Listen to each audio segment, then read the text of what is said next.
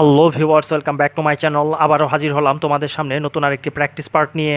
আশা করি সবাই অনেক ভালো আছো। আজকে তোমাদের সামনে আলোচনা করব Unit-7 Lesson-1 pearls pearls pearls মুক্তা মুক্তা মুক্তা।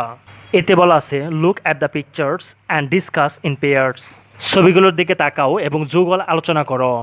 এর আনসারটি হচ্ছে discussion about the pictures in pairs.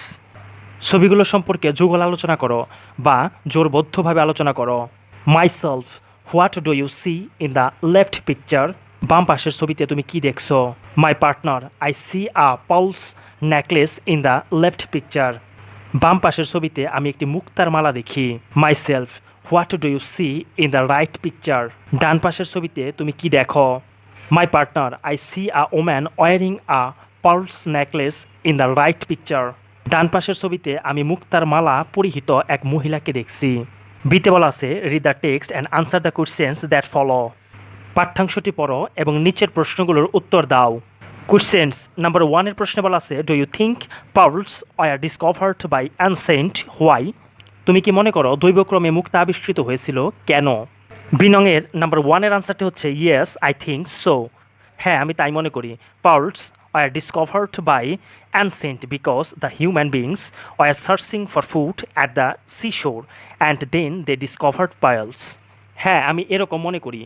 মুক্তা দৈবক্রমে আবিষ্কৃত হয়েছিল কারণ মানুষ যখন সমুদ্র তীরে খাবারের সন্ধান করছিল তখন তারা মুক্তা আবিষ্কার করেছিল। নাম্বার 2তে বলা আছে why do you think pearls were valued so much in the past? প্রাচীনকালে মুক্তা কেন এত বেশি মূল্যায়িত হয়েছিল বলে তুমি মনে করো? নাম্বার 2 আনসারটি হচ্ছে I think pearls are valued so much in the past because of its shine.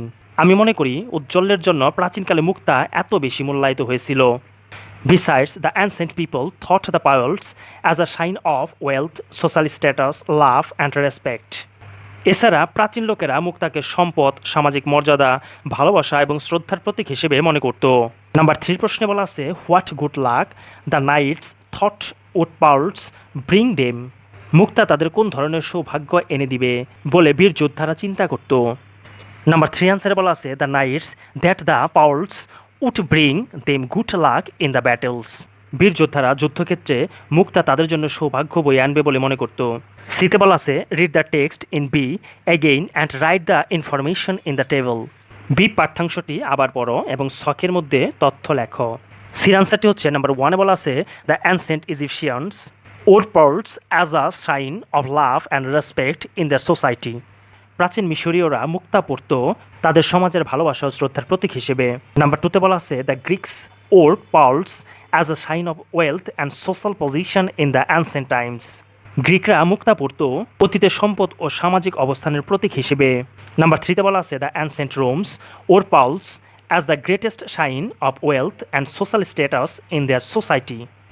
প্রাচীন রোমেরা মুক্তা পরত তাদের সমাজে সম্পদ ও সামাজিক মর্যাদার সর্বশ্রেষ্ঠ প্রতীক হিসেবে।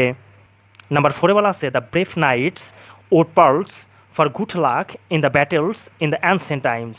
সাহসী বীর যোদ্ধারা মুক্তা পরত প্রাচীনকালে যুদ্ধে তাদের সৌভাগ্যের জন্য। সো ভিউয়ার্স, আজকে এ পর্যন্তই। নেক্সট আরেকটি প্র্যাকটিস পার্ট নিয়ে তোমাদের সামনে আবারও হাজির হব। সে পর্যন্ত সবাই ভালো থাকবে, সুস্থ থাকবে। যদি ভিডিওগুলো ভালো লেগে থাকে তাহলে অবশ্যই লাইক, কমেন্ট, শেয়ার এবং সাবস্ক্রাইব করে পাশেই থাকবে। Till then, bye by.